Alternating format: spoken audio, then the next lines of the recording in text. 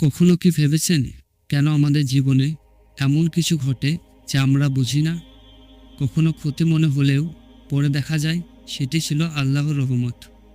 চলুন তাহলে একটি সত্য ঘটনা শুনি। মুসা আলি সালাম ও খিজির আলি সালাম এর বিস্ময়কর কাহিনী, যা আমাদের শেখায় ধৈর্য ও আল্লাহর উপর ভরসা।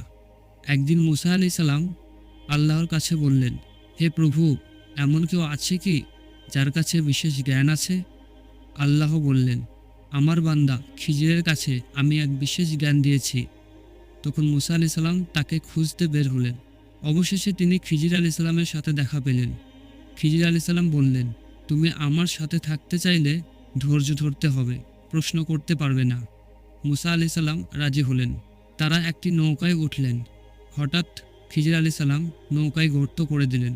মুসা আলি সাল্লাম অবাক হয়ে বললেন, এটা কেন করলেন? খিজির আলি সাল্লাম শুধু বললেন, তুমি ধৈর্য ধরো। পরে তারা একটি বালকের সাথে দেখা করলেন।